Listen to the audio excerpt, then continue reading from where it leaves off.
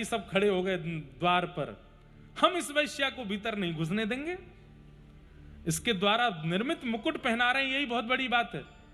आपने इसका स्पर्श करा दिया, इसके सिर पर धर के ला रहे हो, इसको पूरी सवारी निकलवा के इसके हाथों से मुकुट नहीं पहनेंगे ठाकुर जी।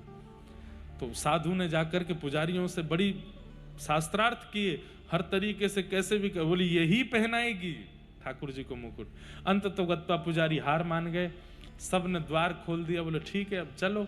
जैसे ही वो वैश्या भीतर प्रवेश करने लगी, उसी समय उसको मासिक धर्म हो गया, रुक गई वहीं, तुरंत मुकुट नीचे धर दिया, हाथ जोड़ के बोली शायद ठाकुर जी ही नहीं चाहते हैं मेरे हाथ से मुकुट धारण करना। आपने तो बहुत प्रयास किया कि मैं कैसे भी पवित्र हो जाऊं, हर प्रकार से मैंने सब कुछ किया, धन लगा दिया, ये कर दिया, घर बार बेच दिया, जीवन का पूरा का समर्पण ठाकुर जी के नाम के प्रति कर दिया, पर देखिए ना ये अभी ही होना क्यों आवश्यक था। ठाकुर जी शायद स्वीकार नहीं करना चाहते। साधु के नेत्रों में आंसू आ गए, बोले ठाकुर जी संसार निष्ठुर हो गया, ये सब ब्राह्मण निष्ठुर हो गए, साधु भी निष्ठुर हो गए थे, पर आप निष्ठुर हो गए, ये मुझे समझ नहीं आ रही बात।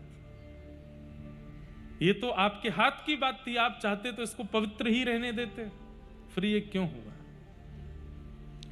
जब उस साधु के नेत्रों से अश्रु जल गिर करके नीचे पृथ्वी पर गिरे, तभी क्या देखते हैं, दिव्य तेज प्रकट हुआ और मंदिर में जो विराजमान ठाकुर जी थे वो स्वयं चल करके बाहर आ गए, और बाहर आकर के सिर झुका करके बोले इस वैश्या के हाथ से ही मुकुट पहनूंगा, ये पहना दे।